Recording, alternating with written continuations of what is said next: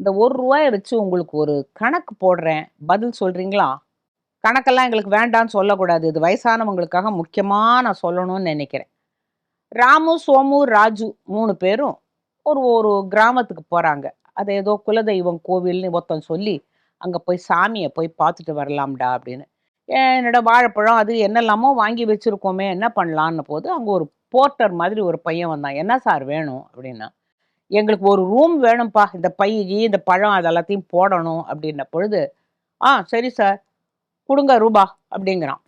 அவன் வந்து இவன்கிட்ட ₹15 தரான். ஆளுக்கு ₹5 தராங்க. இவன் ₹15 எடுத்துக்கிட்டு போயிட்டு திருப்பி வரான். அந்த ஹோட்டல் ரூம் ஒரு 4 மணி நேரம் தான் நீங்க இருக்க போறீங்கன்னு சொன்னேன் சார். அவன் வந்து ₹10 குடுத்தா போரும்ன்னு சொல்லிட்டான். பாக்கி ₹5 இந்தாங்க உங்களுக்கு, உங்களுக்கு, உங்களுக்குன்னு ஆளுக்கு ஒரு ரூபா குடுத்து நான் ₹2 எடுத்துக்கிட்டேங்க.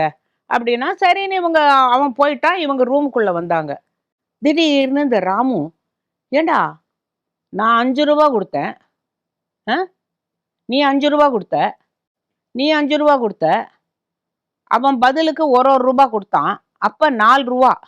எனக்கு செலவு ₹4, ₹4, ₹4. முன்னாலு 12. அவன் ₹2 எடுத்துக்கிட்டான்ல, 14.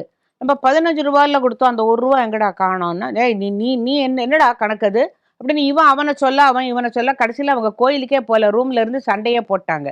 எனக்கு தெரியல அதுக்கு விடை. உங்களுக்கு தெரிஞ்சா, தயவு செய்து எங்களுக்கு உடனே எழுதுங்க. அந்த ₹1 எங்க போச்சு? அந்த ₹1 யார் எடுத்துக்கிட்டா? எனக்கு தெரியல. உங்களுக்கு தெரிஞ்சா சொல்லுங்கப்பா.